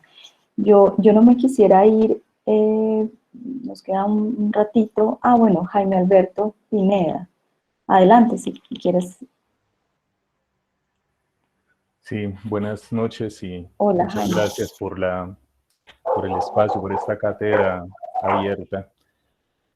Cuando aparece la convocatoria y la pregunta en torno a los monumentos que incomodan en el marco de este paro nacional, yo venía pensando en algo que podría llamarse como el giro iconoclasta de las prácticas de resistencia actuales, sobre todo porque se venía haciendo a nivel internacional un ejercicio dentro de las protestas, dentro de los estallidos sociales, dentro de las nuevas formas de confrontación con los espacios del poder. Se venía recuperando una práctica que en algún momento, seguro los maestros podrán evidenciarlo históricamente, en algún momento tuvo mucho más importancia que la que había venido teniendo en este contexto, y era poder pensar el escenario de los monumentos, esa memoria que se impone en la esfera pública, como un escenario de confrontación y como un escenario de luchas contra el poder. Cuando yo pensaba en ese giro iconoclasta de las prácticas de resistencia en el marco de este paro nacional, pensaba en algunos elementos que quisiera poner sobre este espacio, y si hay algún comentario, pues me encantaría tener esas resonancias. El primero de ello es pensar que cada ejercicio iconoclasta, la estatua de Sebastián de Belalcázar ha caído 2 veces en menos de un año. Cayó en Popayán en septiembre del año 2020 y cae en Cali. La estatua de Jiménez de Quesada, como para poner esos dos referentes, ampliaban las demandas con las que se había convocado el paro a un asunto completamente vinculado al presente, a un asunto de reformas, de luchas contra reformas que se imponían en el marco de los compromisos del país con la OCDE, que se imponían en el marco de las transiciones y las profundizaciones del neoliberalismo en Colombia. Y de pronto la caída de estos monumentos, la caída de estas estatuas que, como dice el maestro Albeiro, conmueven, implicaban como ensanchar, ampliar, expandir la pregunta que constituía desde el fondo de las luchas sociales esas demandas de resistencia. Pasábamos como de demandas coyunturales a situarnos conmovidos con el derribamiento de estas estatuas, a demandas estructurales, a demandas de largo aliento, a juicios históricos que se les hacían a estos monumentos y que después caían. Me parece que esa puede ser una característica que habría que pensar de este giro iconoclasta de las prácticas de resistencia, del tránsito de las demandas simplemente coyunturales a la exposición de demandas estructurales de más largo aliento, que van a implicar como un anclaje con escenarios de memoria que ahí recojo algo que decía la profesora en la primera exposición, y es como este discurso del patrimonio, que empieza a ser una huella de olvidos y memorias, cómo estos escenarios empiezan a aparecer dentro de las luchas sociales, dentro de nuestras formas de resistencia, y adquieren vida en el momento en que caen. Gran parte de estos monumentos son historias olvidadas, son parte del paisaje, son parte del mobiliario urbano, pero cuando caen como que percibimos o nos percatamos que están ahí, y los sujetos históricos que los activan, que es como la segunda característica que yo leo de esta práctica de resistencia en clave de giro iconoclasta, son sujetos que se reposicionan como el pueblo Misak dentro del ámbito de los múltiples actores que hacen parte hoy de las formas de resistencia, como que le debemos al pueblo Misak que nos haya recordado esas memorias monumentalizadas que parecía que la ciudadanía tenía en el olvido y que aparecen justo en el momento en que son derribadas, en el momento que caen.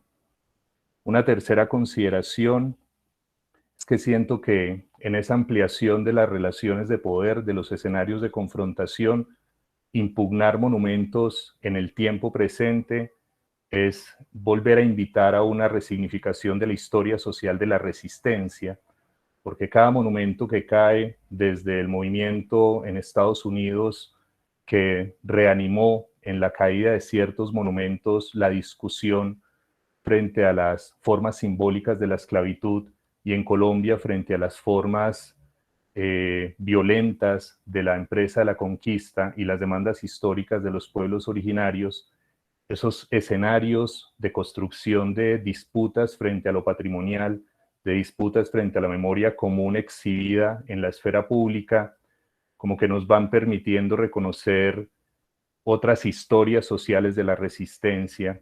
Y ahí yo quisiera lanzar la pregunta, si hay alguna pista, si hay alguna huella de esas historias sociales de la resistencia que hayan vinculado estas prácticas iconoclastas o estas luchas contra el espacio de lo público, porque me llamaba mucho la atención esa contrastación entre el momento en que las estatuas son levantadas, que pensaba una sociedad en 1930, 1934, cuando son levantadas estas estatuas, y lo que casi 100 años después se piensa contra ellas o frente a ellas, los juicios históricos contra los monumentos. Y eso vincula un último comentario, y es lo que podría interpelar los discursos de patrimonio vinculados a los monumentos en la esfera pública.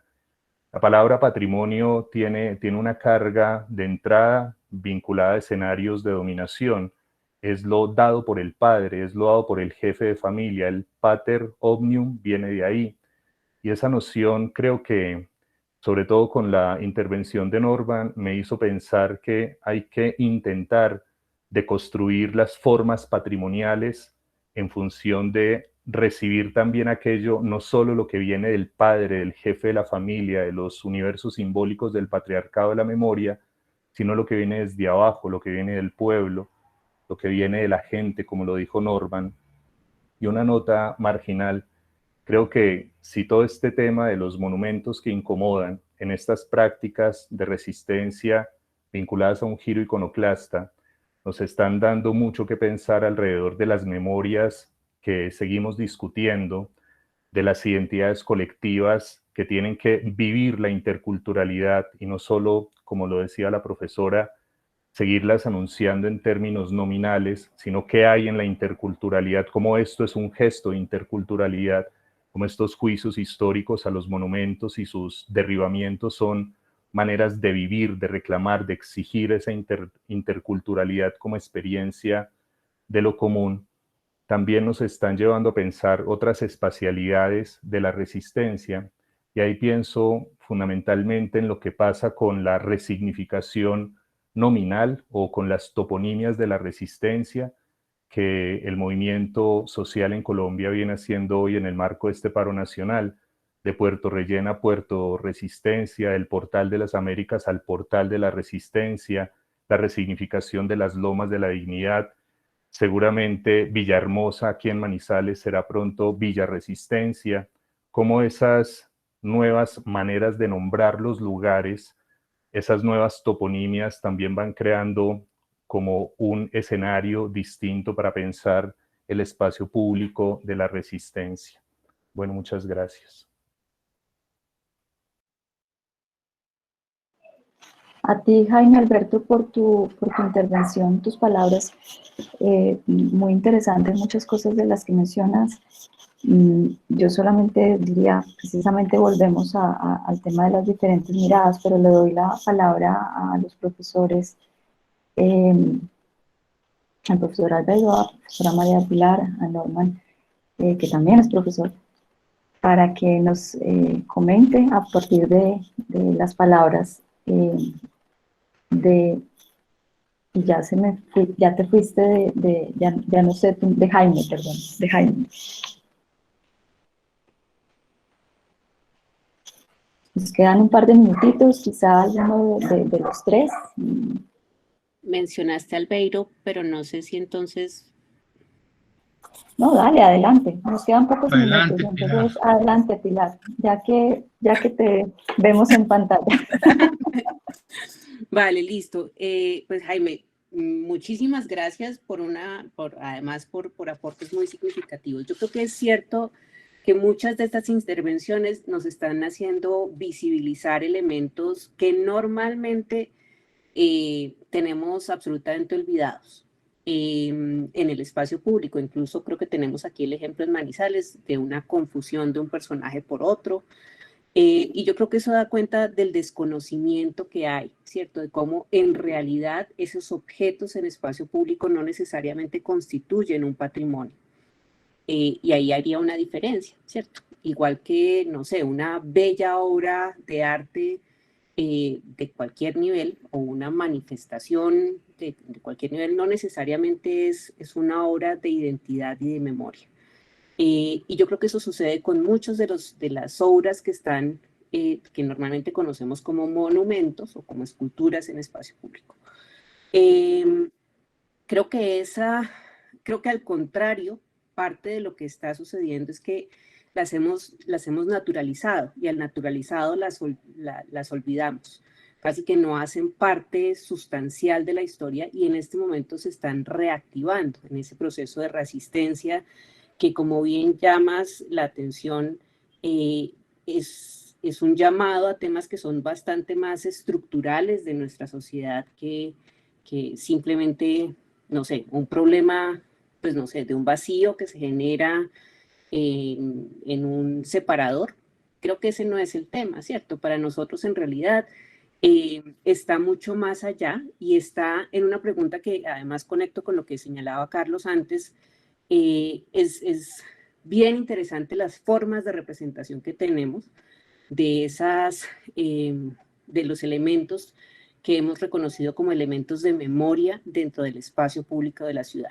Fíjense la muy poca cantidad de mujeres, gracias a quien mencionó alguna por ahí, y muy pocas mujeres, muy pocos elementos de ciencia, muy pocos elementos de arte, y yo creo que esos son los elementos que han hecho que se haya, digamos que reflejan un discurso que se ha mantenido. ¿Que deben aparecer nuevos discursos? Por supuesto que sí, y yo creo que más que, me pregunto en este momento si está generándose un efecto contrario, no sé si me explico, pero si ya estaban ahí olvidadas, no sé si en realidad lo que estamos produciendo en ese derribamiento es exaltar su existencia, o si lo que necesitamos en realidad son otros elementos que resignifiquen esos elementos, ¿cierto? Porque me pregunto por el mensaje también.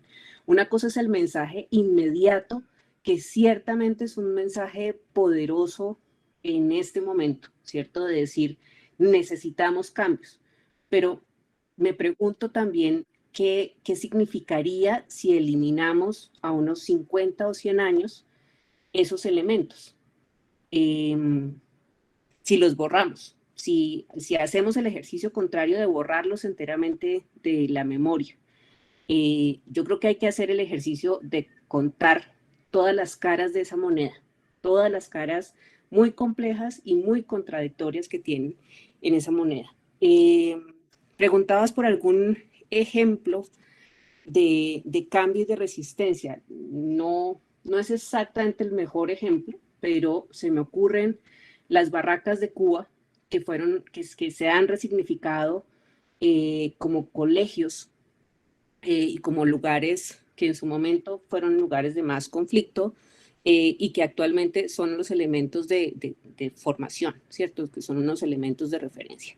Y ahí lo que llama la atención es que lo que permanece es que incluso en la toponimia permanece el nombre de las barracas. Creo que ahí da para una reflexión más de un orden sociológico probablemente, pero pues que resulta interesante. Ojalá que lo que esté sucediendo efectivamente en el largo plazo nos lleve a pensarnos distinto en la construcción no solamente de nuestras ciudades o nuestros espacios, sino en nuestras estructuras sociales y las formas como nos relacionamos en esos diferentes colectivos que somos como nación.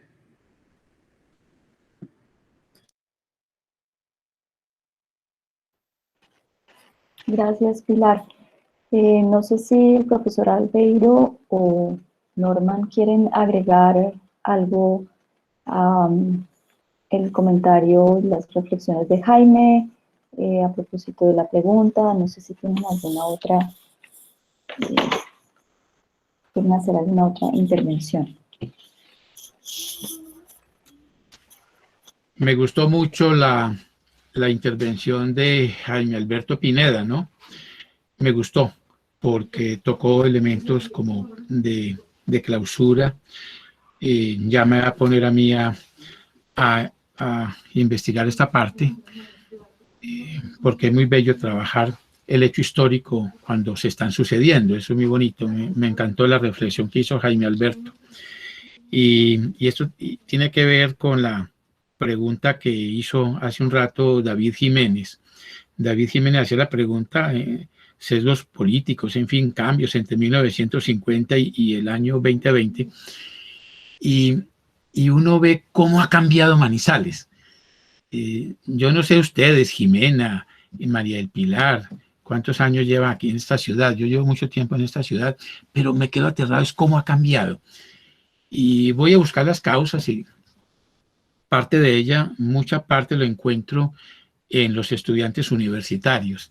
Es que esta ciudad se ha convertido en realidad una verdadera ciudad universitaria con relación a su población, número de estudiantes universitarios con relación a su población y estudiantes que vienen de muchas partes de Colombia, que han llevado por sí una mezcla ideológica, política, cultural tan interesante. Y cuando uno, antes de la pandemia, se paseaba por toda esa zona rosa de Manizales, en fin, y escucha el discurso de los estudiantes, la charla de los estudiantes, la alegría que le ponen los estudiantes, el cambio político que lo vemos desde las pasadas elecciones. Entonces uno ve cómo ha cambiado esta ciudad. A raíz de esa pregunta que hizo David Jiménez, pues yo voy a reflexionar más esta parte de los sesgos políticos, la cuestión cultural, ideológica, religiosa, desde 1950 hasta hoy, pero sobre todo, David, si me está escuchando todavía, voy a hacerle mucha fuerza, digamos, a los últimos 20 años. Eso es lo que quería decir. Gracias, profesor. Norman, ¿quieres algunas palabras de pronto finales? Ya son las 8 de la noche. No sé si quieras hacer alguna última intervención. Sí, bueno, agradecer el último comentario y reiterar que es muy importante insistir en que hay que trabajar con las gentes, con los líderes y los que han ayudado a consolidar todo este proceso de consolidación de país y en el caso concreto de nosotros de comunidades indígenas, pero también con aquellos que han hecho realmente el trabajo duro para que estemos efectivamente acá. Agradecerles a todos y a todas, a usted, profe Jimena, por la invitación, y a todos también los que nos acompañaron a través de las redes sociales y compartieron sus reflexiones en torno a esta cátedra libre. Muchas gracias, fuerte abrazo.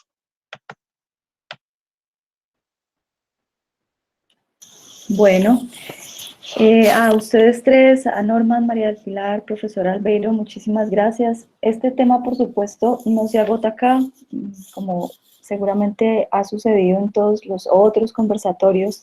Hay más preguntas al final que respuestas, pero pues la idea era generar un espacio sencillo de conversación, de reflexión a propósito de este asunto que pues nos interesa, a lo mejor seguramente a los que estamos todavía aquí conectados de manera singular, el tema patrimonial. Yo pues digamos que tenía también algunas otras preguntas, pero será para edición número 2.